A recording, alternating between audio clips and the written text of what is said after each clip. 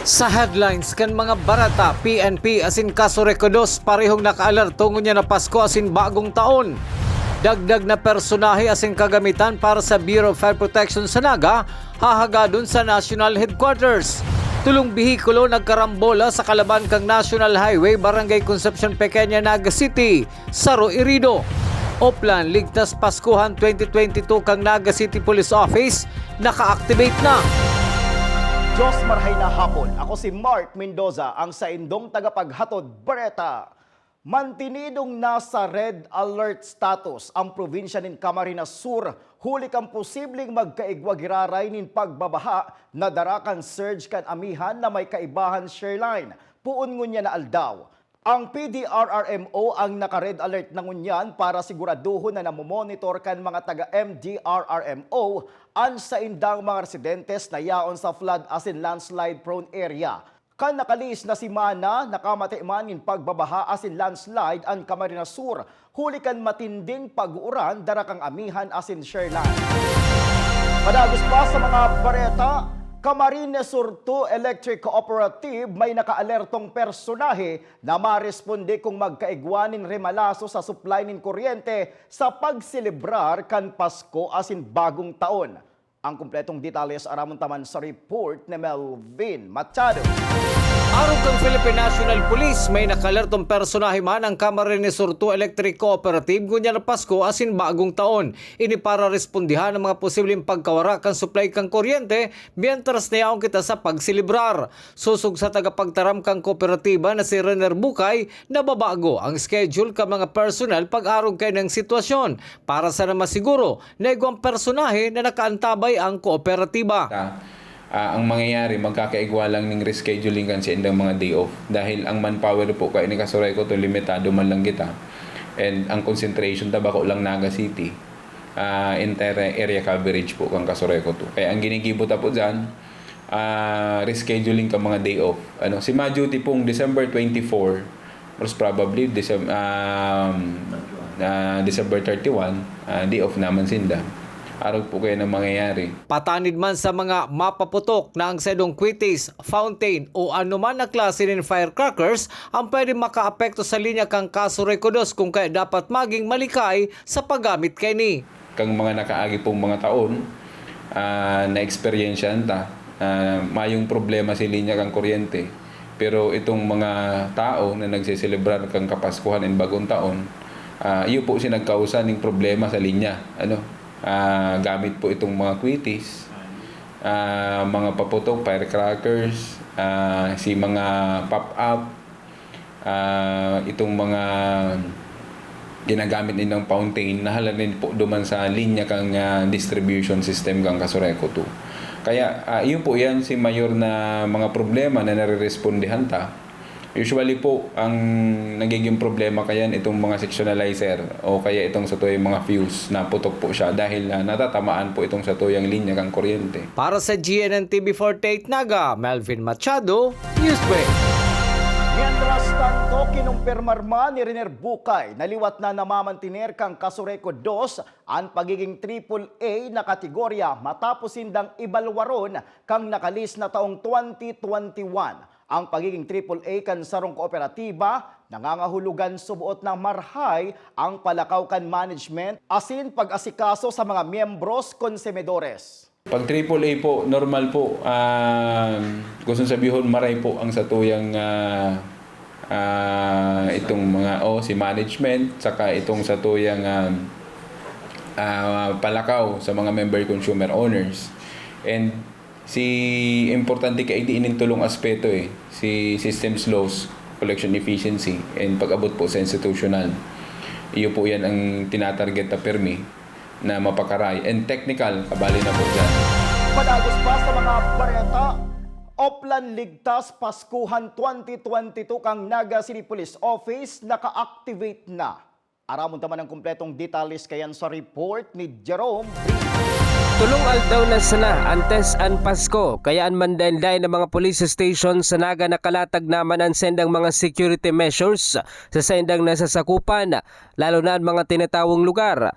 activated naman ano plan ligtas Paskuhan na 2022 kay na Philippine National Police kaya sa area kan Police Station number 6 Naga City Police Office.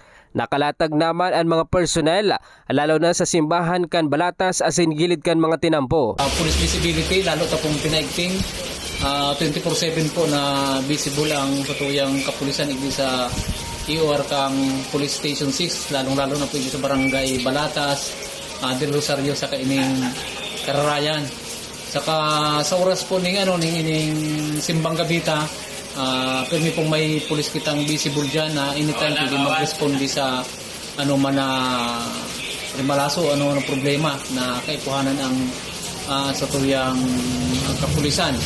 So sa kanyan po may uplan na nabukit ang kanyan, yung uplan na programa ang PNP na pagpapatupad hali sa taas ining Ligtas Paskuhan 2022. Nangapudan man ang opisyal sa mga residente na makikooperar sa sainda, tangani nga maging salbado, tuninong ang Pasko asin maiwasan na mabiktima nin panhabon.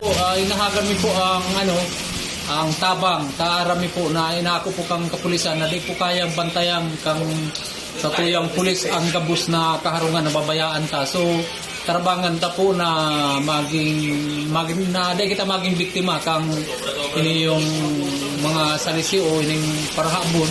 So i-secure ta po ang haro bago kita maghali ilak ang satuyang mga harong asin kung kinagay po kung may kataid man lang kita pwede ta pong itugon sa satuyang kataid na pakiling-hiling man o kung po kung may kung may ido yung satuyang harong ikag po siguro sa pwedeng agihan kang parabong para lamang ma-alerto ang kataraid kung sakali magbatok ini yung satuyang ayam. Para sa GNN TV 48 Naga, Jerome Brice, Newsbreak. Padagos pa sa mga bareta, Camarines Sur Police Provincial Office mayong naire-record na insidente na may koneksyon sa preparasyon ngunya na Pasko. Aramon taman ang kompletong detalles kayan sa report ni Melvin Machado. Kontra sa nagrarani ang kaldawan kang Kapaskuhan, dahil man nagpupundo ang Camarines Sur Police Provincial Office sa pagpagirumdum sa publiko. Urog na si mga nagsisirimba na dahil tawan pagkakataon na si damaging biktima nin anuman na klase ng krimen. Sa pakikipag-ulay kang GNN TV 48 Naga kay Police Major Maria Victoria Abalaing, basado subot sa record kang Camarines Sur PNP, mayo man sidang naresibing anuman na krimen na may koneksyon sa tradisyonal na simbang gabi sa bilog na probinsya. So far sir, wala naman po tayong mga insidente na i-report na related dito sa lalo-lalo na sa mga celebration nitong mga Dawn Masses. Regular man subot na silang pagpapatrolya sa mga simbahan asin paglatag kang Police Assistance Desk na iyo ang pwedeng dulukan kang sinsay man na mahaga din tabang sa mga otoridad. Continuous po yung ating pagbabantay and pagpapatrolya ng ating mga kapulisan sa mga respective na mga simbahan po lalong-lalo na nandyan po yung ating mga Police Assistance Desk natin na wherein yung ating public kung may kailangan po sila na mga responde or tulong, pumunta lang po doon and then i-report po sa atin yung mga incidents. Mientras tanto, naka-full alert status ngunyan ang bilog na kapulisan huli kang Pasko asin bagong taon. Para sa GNN TV 48 Naga, Melvin Machado, Newsbreak. Sa pagbabalikan Newsbreak, karambola nin tulong bihikulo sa siyudad ng Naga, Saro, Irido. Yan asin iba pang mga bareta sa pagbuelta kang GNN TV 48 Naga Newsbreak.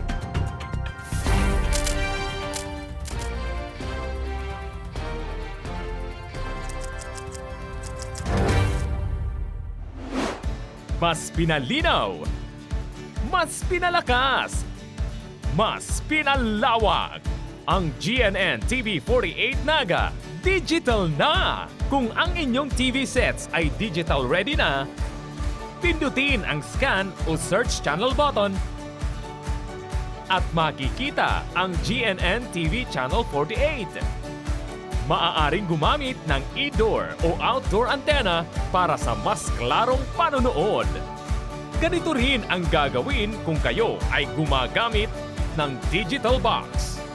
Sa mga susunod na araw, asahan ang mga programang malapit sa puso ng mga Bicolano.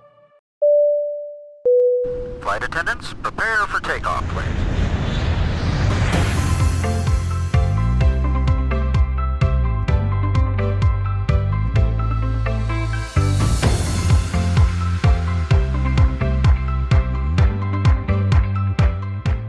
Slip life vest over your head. Take the tape around your waist.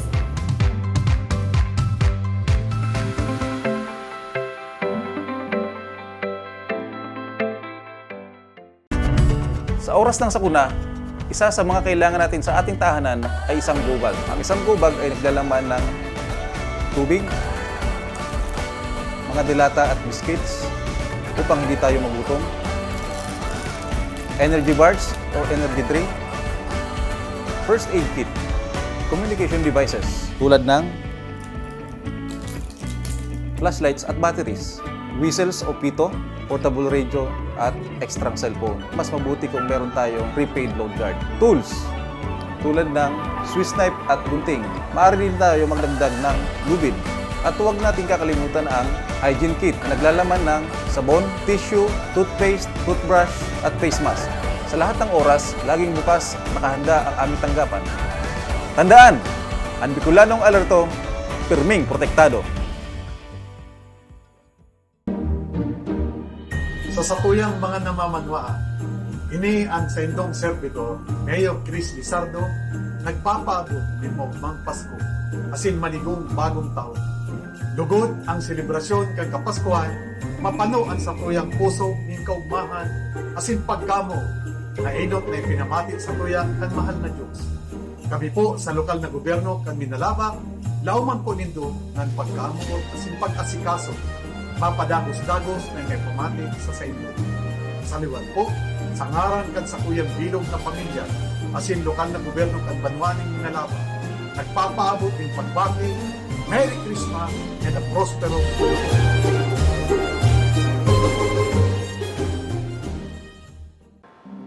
To the NCF Tiger community, now that we are almost over the pandemic, I would like to greet each and everyone a Merry Christmas and a good holiday and a Happy New Year.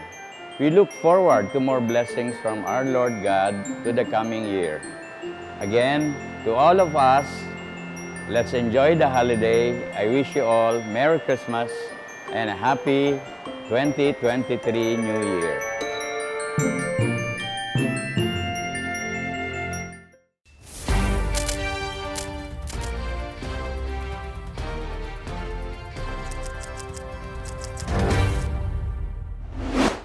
Padagos pa sa mga bareta, lokal na gobyerno kang Naga mahaga din dagdag na kagamitan as in personnel sa National Headquarters para sa Bureau of Fire Protection sa siyudad ng Naga.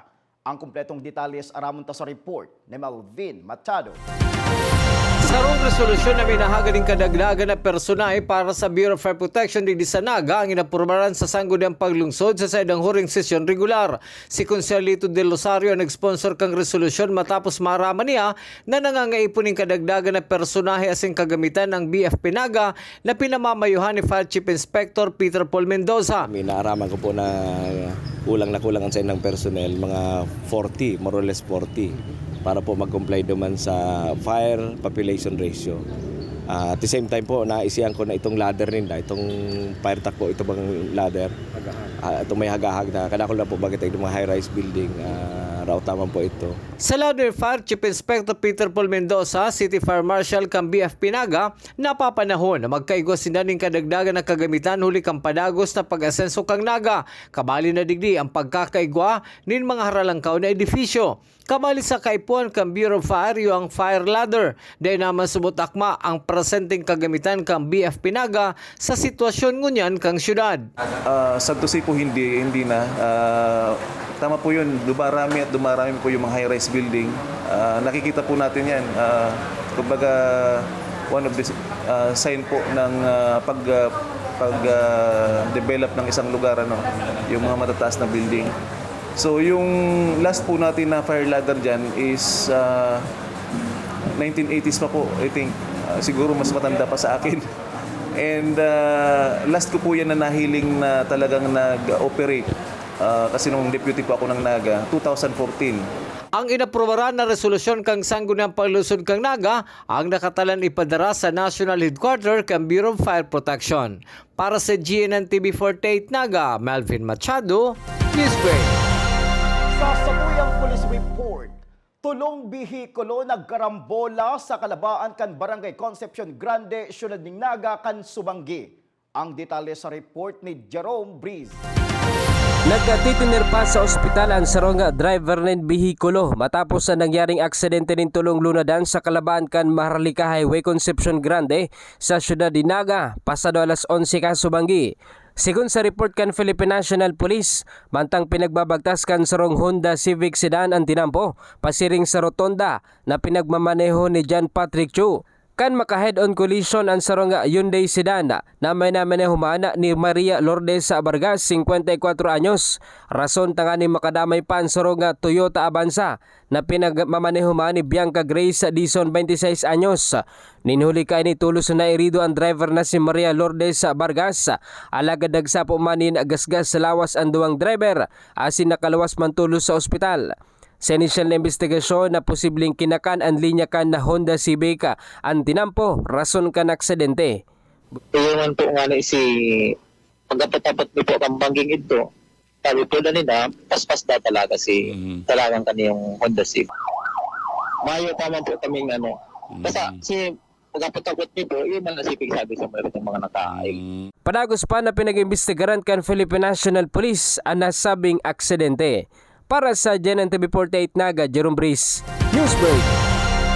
Sa iba pang police report, apwera kan pagtaonin seguridad sa publiko ngunya na Pasko asin bagong taon, todo alerto man ang kapulisan sa probinsya din Camarines Sur, huli kan ika-54 anibersaryo kan CPP NPA ngunya na taon na Disyembre 26.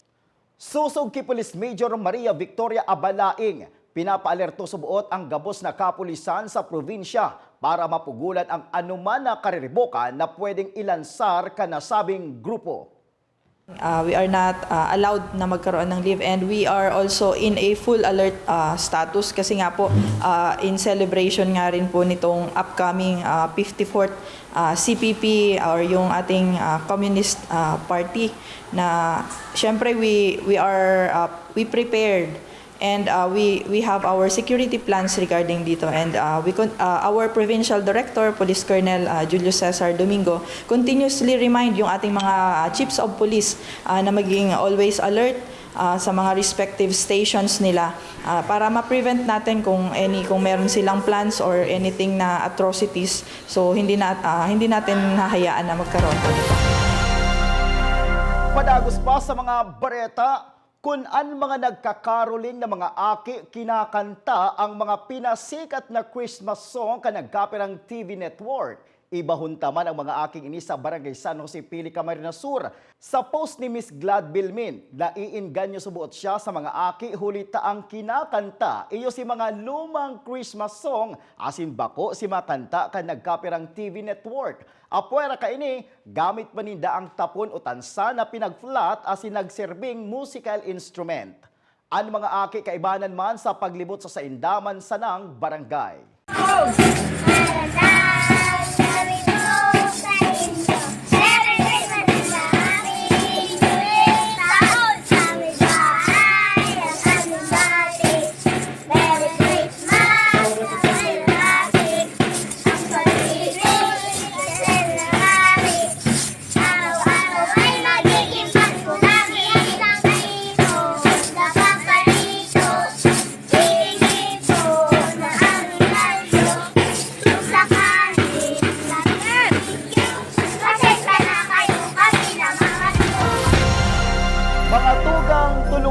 Na sana, Pasko na. Asin yan ang kateleponan kan mga bareta ngunya na aldaw. Day malingaw na bisitahon ang Samoyang official Facebook fanpage asin ilike ang GNN TV 48 Naga para permi kitang updated sa mga bareta asin istoryang bida ang Bicolano. Liwat ako po si Mark Mendoza. Digdis na yan sa GNN TV 48 Naga News Break.